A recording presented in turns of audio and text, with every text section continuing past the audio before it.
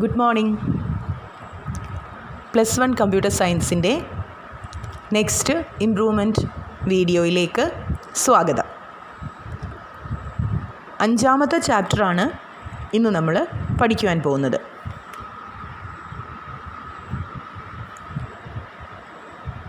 Introduction to C++ programming. ഇതിലെ 2 topics മാത്രമേ നമുക്ക് പഠിക്കുവാനുള്ളൂ. ഒന്ന് ക്യാരക്ടർ സെറ്റ്, 2 ടോക്കൺസ്. ഈ ചാപ്റ്ററിൽ നിന്ന് 2 ടോപ്പിക്ക് മാത്രമേ പഠിക്കുന്നുള്ളൂ എങ്കിലും ഈ ചാപ്റ്ററിൽ നിന്ന് 5-6 മാർക്കിനോളം ക്വസ്റ്റ്യൻസ് ഉണ്ടാവും. ക്വസ്റ്റ്യൻ നിങ്ങൾക്ക് അറ്റൻഡ് ചെയ്യാൻ പറ്റുന്ന തിയറി ക്വസ്റ്റ്യൻസ് തന്നെയായിരിക്കും. അതുകൊണ്ട് തന്നെ ഈ 2 ടോപ്പിക്കും നന്നായി പഠിച്ചിരിക്കുകയും വേണം. ആദ്യത്തെ ടോപ്പിക്ക് ക്യാരക്ടർ സെറ്റ്. നമ്മൾ ഏതൊരു ലാംഗ്വേജ് പഠിച്ചു തുടങ്ങുമ്പോഴും, മലയാളമോ ഇംഗ്ലീഷോ ഒക്കെ പഠിച്ചു തുടങ്ങുമ്പോൾ ആദ്യം തന്നെ അതിൽ എന്തൊക്കെ ഉപയോഗിക്കാം അല്ലേ എന്ന് നമ്മൾ പഠിക്കും. ഇംഗ്ലീഷാണ് പഠിക്കുന്നതെങ്കിൽ A മുതൽ Z വരെയുള്ള ലെറ്റേഴ്സ് പഠിക്കും. ആദ്യം ക്യാപിറ്റൽ ലെറ്റേഴ്സ് പഠിക്കും, പിന്നെ സ്മോൾ ലെറ്റേഴ്സ് പഠിക്കും. അത് മാത്രം ഉപയോഗിച്ച്, ഈ ആൽഫബറ്റ്സ് മാത്രം ഉപയോഗിച്ച് നമുക്ക് ഇംഗ്ലീഷ് ലാംഗ്വേജ് എഴുതാൻ കഴിയുമോ?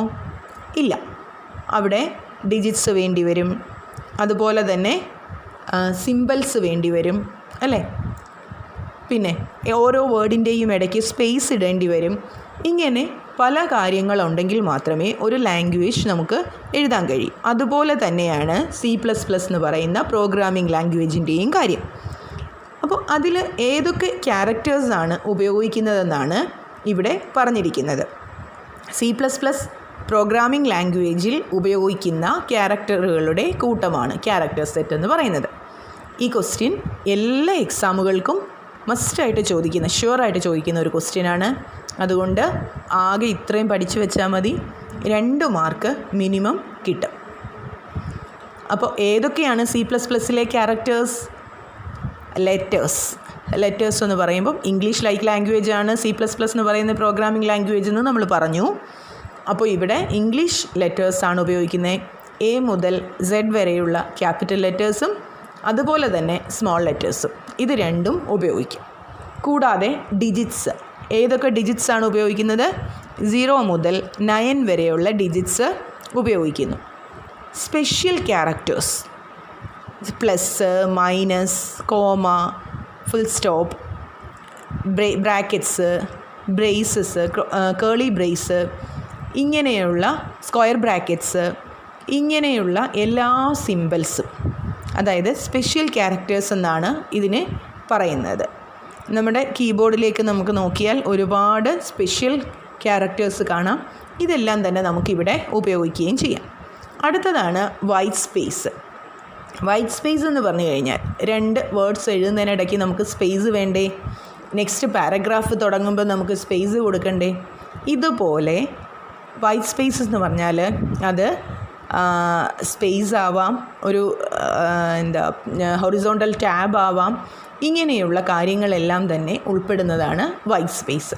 അപ്പോൾ C++ൻ്റെ ക്യാരക്ടർ സെറ്റ് എന്ന് പറഞ്ഞാൽ letters A to Z, capital letters, small letters, digits 0 to 9, then special characters and white spaces. അടുത്ത ടോപ്പിക്കാണ് ടോക്കൺസ്. ടോക്കൺസിനെ ലെക്സിക്കൽ യൂണിറ്റ്സ് എന്നുകൂടി പറയും. ടോക്കണിൻ്റെ ഡെഫിനിഷനാണ് ആദ്യം എഴുതേണ്ടത്. ഇത് 5 മാർക്കിൻ്റെ ക്വസ്റ്റ്യനായിട്ട് വരെ ചോദിച്ചിട്ടുള്ള ക്വസ്റ്റ്യനാണ്. ഇതും ഒരു ഷുവർ ക്വസ്റ്റ്യനാണ്. 3 മാർക്കിനോ 5 മാർക്കിനോ ഒക്കെ ചോദിക്കാൻ സാധ്യതയുള്ള ഒരു ക്വസ്റ്റ്യനാണ്. ടോക്കണിൻ്റെ ഡെഫിനിഷൻ ഇതാണ്: the fundamental building blocks of the program. നമ്മളൊരു വീട് വെക്കുമ്പോൾ അതിൻ്റെ ഫണ്ടമെൻ്റൽ ബിൽഡിംഗ് ബ്ലോക്ക് ഏതാണെന്നറിയില്ലേ അല്ലേ? ആ ബ്ലോക്സ് ഉണ്ടെങ്കിൽ മാത്രമേ നമുക്ക് വീട് കെട്ടി ഉയർത്താൻ പറ്റൂ. അതുപോലെ നമ്മുടെ C++ൻ്റെ ഒരു പ്രോഗ്രാം കെട്ടി ഉയർത്തണമെങ്കിൽ ഈ ബിൽഡിംഗ് ബ്ലോക്സ് ആയിട്ടുള്ള ടോക്കൺസ് ഉണ്ടെങ്കിൽ മാത്രമേ പറ്റൂ. അപ്പോൾ എന്താണ് tokens? The fundamental building blocks of the പ്രോഗ്രാമിൻ്റെ ഫണ്ടമെൻ്റൽ ബിൽഡിംഗ് ബ്ലോക്സ് ആണ് ടോക്കൺസ് എന്ന് പറയുന്നത്. C++ൽ നമ്മൾ 5 ടോക്കൺസ് ആണ് ഉപയോഗിക്കുന്നത്. 1 keywords, 2 identifiers, 3 literals, 4 punctuators, 5 operators. ഇങ്ങനെ 5 ടോക്കൺസ് ആണ് C++ൽ നമ്മൾ ഉപയോഗിക്കുന്നത്. ഇനി നമുക്ക് ഇതിൽ ഓരോന്നായി പഠിക്കാം. ആദ്യത്തേത് കീവേഡ്സ്. ഏതെങ്കിലും ഒരു ലാംഗ്വേജ് നമ്മൾ പഠിക്കുമ്പോൾ, ഇംഗ്ലീഷോ മലയാളമോ ഒക്കെ നമ്മൾ പഠിക്കുമ്പോൾ ഞാനൊരു സെൻറ്റൻസ് പറയാം. My name is Nisha. ആ സെൻറ്റൻസിലെ നെയിം എന്ന വേർഡ് നമ്മുടെ ഇഷ്ടത്തിനനുസരിച്ച് മാറ്റി എഴുതാൻ കഴിയുമോ? നിങ്ങൾ എഴുതുമ്പോൾ അതിനൊരു സ്പെല്ലിങ്, ഞാൻ എഴുതുമ്പോൾ വേറെ ഒരു സ്പെല്ലിംഗ് ഒക്കെ കൊടുത്തെഴുതാൻ കഴിയുമോ? ഇല്ല. എന്തുകൊണ്ടാണ്? അതിനൊരു സ്പെസിഫിക് മീനിങ് ഉണ്ട്, അല്ലേ? അതൊരു പ്രീ ഡിഫൈൻഡ് വേർഡാണ്. അതിനെ നമ്മുടെ ഇഷ്ടത്തിനനുസരിച്ച് മാറ്റി എഴുതാൻ കഴിയില്ല. പക്ഷേ നിഷ എന്ന പേര്, അത് ആ പേരിടുന്ന ആളുടെ ഇഷ്ടത്തിനനുസരിച്ചിട്ട് അതിന് സ്പെല്ലിങ്ങൊക്കെ സെറ്റ് ചെയ്യാം, അല്ലേ?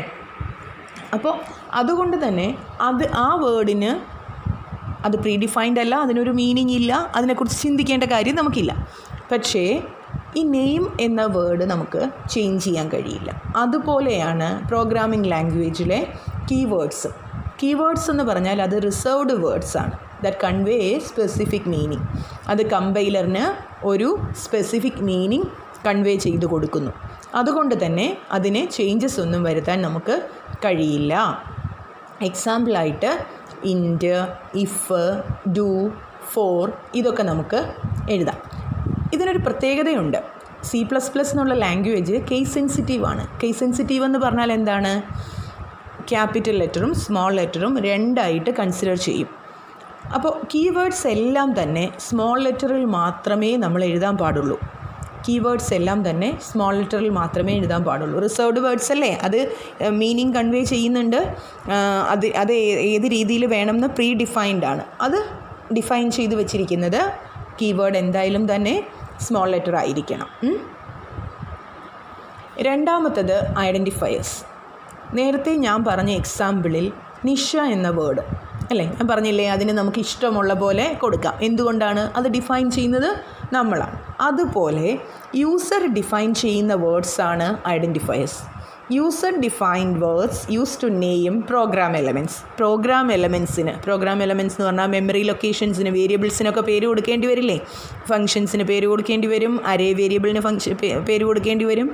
ഇങ്ങനെയൊക്കെ പേര് കൊടുക്കേണ്ടി വരുമ്പോൾ നമ്മൾ ഉപയോഗിക്കുന്ന യൂസർ ഡിഫൈൻഡ് വേർഡ്സാണ് ഐഡൻറ്റിഫയേഴ്സ്. അപ്പോൾ എന്താണ് ഐഡൻറ്റിഫയർ എന്ന് പറഞ്ഞാൽ? User defined words use to name program elements. ഈ ഐഡൻറ്റിഫയേഴ്സ് മെമ്മറി ലൊക്കേഷൻസിന് പേര് കൊടുക്കാൻ വേണ്ടിയും ഉപയോഗിക്കും. ആ മെമ്മറി ലൊക്കേഷൻസിൻ്റെ പേരിനെ പറയുന്നതാണ് variable. Identifiers of memory locations are called variables. 2-3 ഐഡൻറ്റിഫയറിന് എക്സാമ്പിൾ എഴുതിയിട്ടുണ്ട്. എ എന്ന ഒരു വേരിയബിൾ, അല്ലേ? സം എന്ന് പറയുന്നത് ഒരു വേരിയബിളാണ്. ദെൻ 4.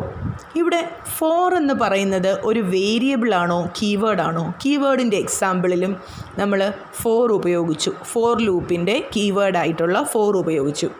പക്ഷേ ഐഡൻറ്റിഫയറിലും ഞാൻ 4 എഴുതിയേക്കുന്നു. ഇവിടെ തന്നിരിക്കുന്ന 4 ശ്രദ്ധിച്ചു നോക്കൂ. എഫ് എന്ന് പറയുന്നത് ക്യാപിറ്റലാണ്. കീവേഡിൽ ഒരിക്കലും തന്നെ ക്യാപിറ്റൽ വരാൻ പാടില്ല. അതുകൊണ്ട് ഇവിടെ തന്നിരിക്കുന്ന 4 ഐഡൻറ്റിഫയറാണ്, അല്ലേ? ഐഡൻറ്റിഫയറിൽ നമുക്ക് സ്മോൾ ലെറ്റർ, ക്യാപിറ്റൽ ലെറ്റർ എന്ത് വേണമെങ്കിലും ഉപയോഗിക്കാം. പക്ഷേ കീവേഡിൽ സ്മോൾ ലെറ്റേഴ്സ് മാത്രമേ ഉപയോഗിക്കാൻ പാടുള്ളൂ. അപ്പോൾ ഇങ്ങനെയാണ് 4 തരുന്നതെങ്കിൽ അത് ഐഡൻറ്റിഫയറാണ്. സ്മോൾ ലെറ്റർ 4 ആണ് തരുന്നതെങ്കിൽ അത് കീവേഡാണ്. അടുത്ത ടോക്കണാണ് ലിറ്ററൽസ്. ലിറ്ററൽസ് എന്ന് പറഞ്ഞാൽ കോൺസ്റ്റൻസ്. അത് വാല്യൂ ചേഞ്ച് ചെയ്യാത്തതാണ്. കോൺസ്റ്റൻ്റ് എന്ന് പറയുന്നത് സ്ഥിരമായിട്ടുള്ളത്, അല്ലേ? Constants that never change there value during the program run. Program run ചെയ്യുന്ന ടൈമിൽ വാല്യൂ ചേഞ്ച് ചെയ്യാതെ കോൺസ്റ്റൻ്റ് ആയിട്ടിരിക്കുന്നതിനെയാണ് നമ്മൾ എന്തെന്ന് പറയുന്നത്? ലിറ്ററൽസ് എന്ന് പറയുന്നത്. അപ്പോൾ എന്താ സംഭവിക്കുന്നത്? ഒരു പ്രോഗ്രാം റൺ ചെയ്യുമ്പോൾ അതിൻ്റെ വാല്യൂ ചേഞ്ച് ആവാതെ കോൺസ്റ്റൻ്റ് ആയിട്ടിരിക്കുന്നതിനെയാണ് ലിറ്ററൽ എന്ന് പറയുന്നത്. 4 ടൈപ്പ് ലിറ്ററലുണ്ട്. ഇൻറ്റിജർ ലിറ്ററൽ, അതായത് ഒരു ഇൻറ്റിജർ നമ്പർ പറയുക, 5, 7, 100. ഇതെല്ലാം തന്നെ അതിൻ്റെ വാല്യൂ ചേഞ്ച് ആവുന്നതാണോ? അല്ല, അത് കോൺസ്റ്റൻ്റ് ആണ്.